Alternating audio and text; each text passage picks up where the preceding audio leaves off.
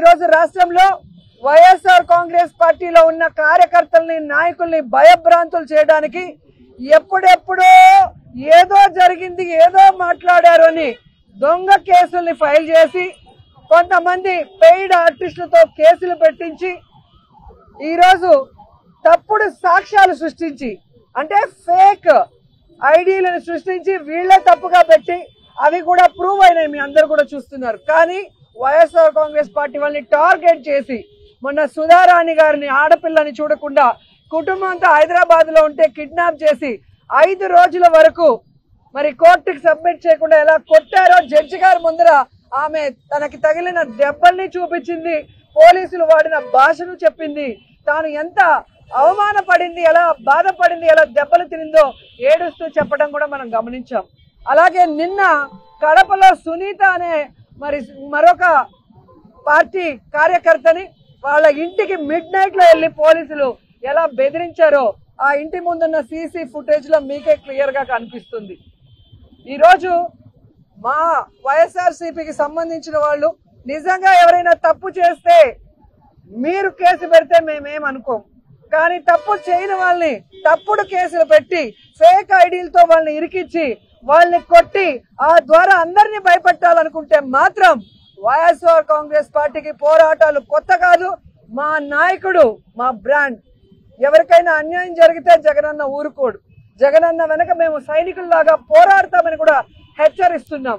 And ఈరోజు ఒక్కడే చెప్తున్నాం, చంద్రబాబు నాయుడు గారికి కానీ, పవన్ కళ్యాణ్ గారికి కానీ, హోంమంత్రి గారికి కానీ పోలీసుల్ని మహిళల మీద జరుగుతున్న దాడుల్ని అరికట్టడానికి ఉపయోగించండి, మహిళలకి రక్షణ కల్పించడానికి ఉపయోగించండి.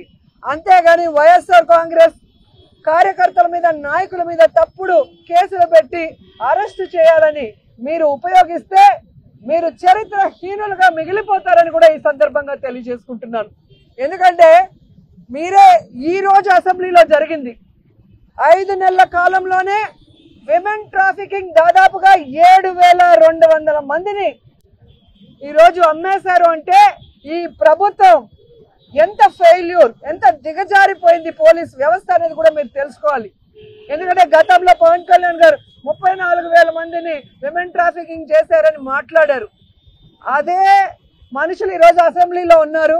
అదే క్వశ్చన్ వైఎస్ఆర్ కాంగ్రెస్ పార్టీ వాళ్ళు వేస్తే 34,000 మంది కాదు 36 మందే ఆ రోజు మిస్ అయ్యారు అన్న విషయాన్ని ఇదే హోంమంత్రి గారు చెప్పడం మీరు అసెంబ్లీ రికార్డులో చూడండి. నిన్న మొన్న మాకు 36 మందిని మిస్ అయ్యారు, మిగతా అందరినీ ఆల్మోస్ట్ ఎలా దిశ యాప్ తో సేవ్ చేశాము, దిశ పోలీస్ స్టేషన్లు విమెన్ పోలీసులతో ఎలా అందరినీ కాపాడామో అందరూ కూడా రికార్డులు చూస్తే మీకే అర్థమవుతుంది. కానీ ఈరోజు 5 నెలల్లోనే 7,200 మంది అయిపోయారని ఈ రోజు అసెంబ్లీలో జరిగింది ఆన్సర్ చెప్పారు. దానికి సిగ్గుపడండి అని కూడా ఈ సందర్భంగా తెలియజేసుకుంటున్నాను. చూస్తా ఉన్నాం సూపర్ 6 అన్నారు. సూపర్ 6 గురించి ఏమీ లేదు, ఇన్ని 6 నెలలు అవుతా ఉంది, సూపర్ 6 లేదు, ఏమీ లేదు. వాళ్ళు ఇస్తారన్న నమ్మకం ప్రజల్లో కూడా పోయింది. సో కాబట్టి ఏదో నెపం మా మీద వేయాలని మాట్లాడుతూ ఉన్నారు. కాబట్టి ప్రజలకు మా పాలన మీద ఒక నమ్మకం ఉంది. ఇప్పుడు వాళ్ళే మాట్లాడడం మనం చూస్తూ ఉన్నాము. కాబట్టి వాళ్ళు ఏదో నిందలేస్తే మనం పెద్దగా పట్టించుకోవాల్సిన, ఎందుకంటే ప్రజలే సాక్ష్యం దీనికి.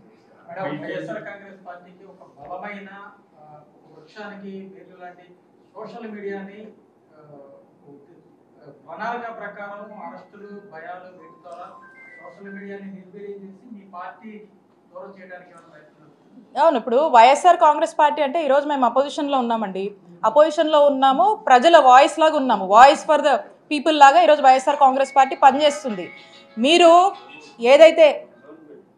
ఏవైతే మాటలు చెప్పి అధికారంలోకి వచ్చారో కూటమి ప్రభుత్వము, మరి మీ హామీలన్నీ ఏమైనాయి అని ఈరోజు సోషల్ మీడియా వేదికగా మా వైఎస్ఆర్ కాంగ్రెస్ పార్టీలో ఉన్నటువంటి యాక్టివిస్టులు కానీ, ఫాలోవర్స్ కానీ ప్రశ్నిస్తే మీరు ఆ ప్రశ్నించడం తట్టుకోలేక అలా మమ్మల్ని ప్రశ్నించొద్దు, సో ఈ సోషల్ మీడియా ప్లాట్ఫామ్స్లో ఏ ప్లాట్ఫామ్స్లో మమ్మల్ని ప్రశ్నించొద్దు అనేటువంటి ఒక ఇది ఉంది. కాబట్టి ఎందుకంటే వాళ్ళు చేయడానికి కూడా ఇలా చేసింది ఏం లేదు. సో ప్రశ్నించొద్దు అనేటువంటి ఉద్దేశంలో రాష్ట్ర వ్యాప్తంగా కూడా ఒక డ్రైవ్ మాదిరిగా సోషల్ మీడియా వాళ్ళందరినీ కూడా ఏ విధంగా ఇబ్బంది పెడుతున్నారు, ఎక్కడ లేనివి ఎప్పుడూ వినలేనటువంటి సెక్షన్ల గురించి, కొత్త వాటి గురించి మాట్లాడుతూ మరి ఏ విధంగా జైళ్ళకు పంపిస్తున్నారు సోషల్ మీడియా కేసుల్లో. సో కాబట్టి దీన్ని బట్టి అర్థమవుతుంది గొంతు నొక్కేసే ప్రయత్నం చేస్తూ ఉన్నారు. మేమేం భయపడము, విల్ ఫేస్ ఇట్. అంటే మీరు పెట్టిన కేసుని పరిగణలోకి తీసుకుంటా మీ మీద కూడా కేసు రెడీ చేస్తున్నారు అనేది చూస్తున్నారు కదా. నేను గతంలో కూడా చెప్పాను, ఎలా ఉందంటే బయాజ్డ్గా వెళ్తున్నారు. ఇది లా అండ్ ఆర్డర్ అంటే ఒకటే పార్టీకి బయాజ్డ్గా వెళ్తూ ఉన్నారు. వాళ్ళకు ఒక న్యాయం, మనకు ఒక న్యాయం. చాలాసార్లు చెప్పారు, లా కెనాట్ బి సెలెక్టివ్గా ఉండకూడదు. అందరికి ఒకటే న్యాయం, చట్టం దృష్టిలో అందరూ ఒకటే కదా. సో ఈ బయాజ్డ్గా వెళ్తున్నటువంటి పరిస్థితులు ఈ రాష్ట్రంలో నెలకొన్నాయని మనకు మొదటి రోజు నుంచి కూడా మనకు అర్థమవుతుంది. 6 నెలల్లో మనం చూస్తూ ఉన్నాం కూటమి ప్రభుత్వం వచ్చిన దగ్గర నుంచి. కాబట్టి ఇలా చేస్తూ ఉన్నారు. ఏదేమైనప్పటికీ ఏం చేసినా కూడా వైఎస్ఆర్ కాంగ్రెస్ పార్టీ గట్టిగానే ప్రొటెస్ట్ చేస్తూ ఉంటుంది. ప్రజల పక్షాన్ని నిలబడి పోరాడుతూనే ఉంటుంది, ప్రజల కోసం పోరాడుతూ ఉంటుంది. కానీ తర్వాత దిశ చట్టం పక్కన పెట్టి దిశ యాప్ అని చెప్పి తీసుకొచ్చారు. అధ్యక్ష, దిశ యాప్ అనేది ఇంతకు ముందు తెలుగుదేశం పార్టీ గవర్నమెంట్ లో 4th లైన్ అని చెప్పి ఒక యాప్ ఉండేది అధ్యక్ష. దాన్ని కన్వర్ట్ చేసి దిశ యాప్ అని పెట్టారు. నిజంగానే దిశ యాప్ ద్వారా నిజంగానే నేరాలు తగ్గించేసాము, లేకపోతే నేరాలకు సంబంధించి మేము చాలా మందిని పట్టించుకున్నామంటే రికార్డ్స్ ఎందుకు నేరాలు పెరిగిపోయినాయని చెప్తుంది అధ్యక్ష. దిశ యాప్ కాదు అధ్యక్ష, ఈ రోజు దిశ పోలీస్ స్టేషన్ అన్నారు.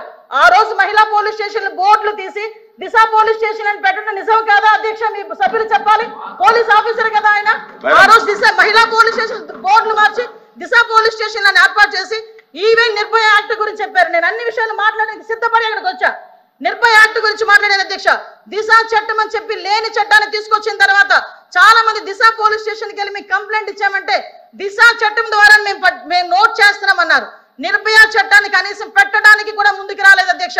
నిర్భయ చట్టం ఉండి కూడా దిశ చట్టం అని లేని చట్టాన్ని బయటకు తీసుకొచ్చి అక్కడ ఉన్న వాళ్ళని ఎవరైతే వాళ్ళు ఇబ్బందులు పడి వచ్చారో, బాధితులు వచ్చారో వాళ్ళని కూడా ఇబ్బందులు పెట్టే పరిస్థితి వచ్చింది అధ్యక్ష. అదేవిధంగా అధ్యక్ష చాలా ఇష్యూస్ ఉన్నాయి అధ్యక్ష, మీరు చెప్తున్నారు. ఇందాకే అమ్మ నేను లాస్ట్ లో మాట్లాడతా. ఈ రోజు అదేవిధంగా అధ్యక్ష గౌరవ సభ్యులు పోలీస్ డిపార్ట్మెంట్ నుంచి వచ్చారు. ఒక కేసు వచ్చిన తర్వాత దాని ఇన్వెస్టిగేషన్ చేయాలి, దాని గురించి సంబంధించి ఛార్జ్ షీట్ ఫైల్ చేయాలి. ఫోరెన్సిక్ డిపార్ట్మెంట్ నుంచి మనకి రావాలి అధ్యక్ష, రిపోర్ట్లు కూడా రావాలి. అమరావతిలో ఫోరెన్సిక్ డిపార్ట్మెంట్ కి సంబంధించి ఒక ల్యాబొరేటరీ కట్టడానికి సెంట్రల్ గవర్నమెంట్ దగ్గర 200 కోట్ల రూపాయలు శాంక్షన్ చేస్తే కేవలం అమరావతిలో ఉన్నది ఆ ఒక్క ల్యాబొరేటరీ అనే ఉద్దేశంతో ఈ రోజుకి కన్స్ట్రక్షన్ మధ్యలో ఆపేసి 5 సంవత్సరాలు ఫోరెన్సిక్ ల్యాబొరేటరీని కూడా ఒక్క స్టెప్ ముందుకేయకుండా చేసిన మీరు ఈ రోజు ఫోరెన్సిక్ ల్యాబొరేటరీ గురించి మాట్లాడుతుంటే బాధ అనిపిస్తుంది అధ్యక్ష. 5 సంవత్సరాలు వేస్ట్ అయింది. ఈ రోజు 5 సంవత్సరాల్లో ఫోరెన్సిక్ ల్యాబొరేటరీ కనుక జరుగుంటే, నిర్మాణం జరుగుంటే, ఈ రోజుకి కూడా లైవ్ లో ఉండుంటే ఇలాంటి సంఘటనలు జరిగిన వెంటనే శిక్ష పడేదానికి 4 సంవత్సరాలు 5 సంవత్సరాలు అవసరం లేదు అధ్యక్ష. 4-5 నెలల్లో శిక్ష పడి నేరస్తున్న వాళ్ళు ఈ రోజు జైలు శిక్ష అనుభవించే పరిస్థితులు ఉండేది అధ్యక్ష. ఆ రోజు జరిగిన ల్యాప్సెస్ ఇన్ని మన దగ్గర పెట్టుకొని వాళ్ళ దిశ చట్టానికి 4 వీలర్స్ అన్నారు, 2 వీల్స్ అన్నారు. ఎక్కడ ఉన్నాయి అధ్యక్ష? మంత్రి గారు